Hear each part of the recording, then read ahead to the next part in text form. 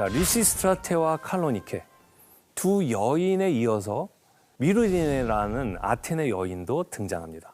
그리고 마지막으로 등장하는 여인이 람피토인데요. 이 여인은 아테네의 적국 스파르타에서 온 여인이에요. 게다가 이 네 명뿐만 아니라 람피토가 데려온 두 명의 여인이 더 있습니다. 한 명은 보이오티아인이고 또 한 명은 코린토스인입니다. 이 두 나라는 당시 스파르타의 동맹국이었죠. 즉 아테네의 적국이었던 겁니다. 그러니까 지금 무대에 아테네 편 여인 셋, 스파르타 편 여인 셋 이렇게 모두 6명이 서서 왁자지껄 희극을 이어나가고 있는 겁니다. 아마 이를 본 관객들은 깜짝 놀랐을 겁니다. 아니 어떻게 무대에 배우가 6명이나 나와서 이렇게 대화를 주고받는 거지? 정신이 하나도 없네. 이것은 희극만의 독특한 특징인데요. 비극과 비교하자면 형식의 파괴라고 할 수 있습니다. 비극에서는 4명 이상의 배우가 나와서 서로 이야기를 주고받는 장면이 없다고 해도 과언이 아닙니다.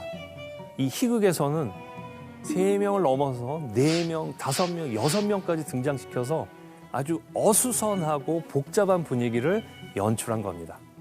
이것이 지금 보면 별게 아니라고 생각할 수도 있겠죠.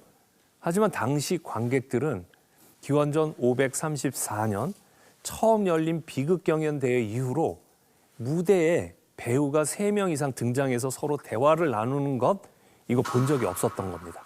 그러나 첫 비극경연대회가 열린 지 50여 년이 가까이 지난 기원전 487년 첫 희극경연대회가 열렸고 그로부터 훨씬 뒤인 기원전 411년에 리시스트라테 공연 무대에 6명이 등장해서 어수선하게 떠드는 모습이 나타난 겁니다.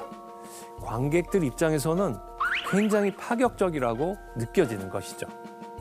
비극과 희극은 장르적 특성과 탄생 시기가 다른 만큼 당시 관객들의 인식도 굉장히 다릅니다.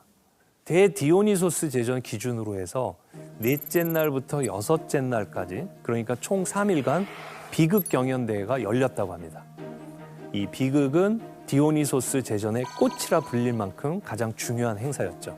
이때 3명의 비극 작가가 하루씩 할당받아서 각각 비극 3부작과 익살스러운 소극이라 할 수 있는 사티로스극 1편, 즉 총 4편의 작품으로 경쟁하였습니다.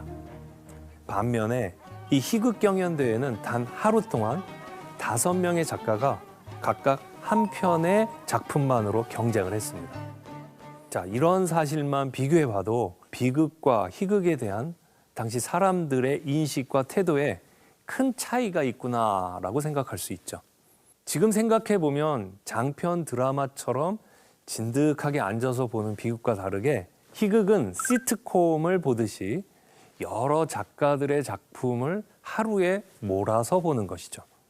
그러니까 대디오니소스 제전에서 비극 경연대회가 메인 공연이라고 한다면 희극 경연대회는 제전의 마지막 날 다 같이 춤추고 노래하고 즐기는 일종의 뒤풀이 공연 같은 느낌이었던 겁니다.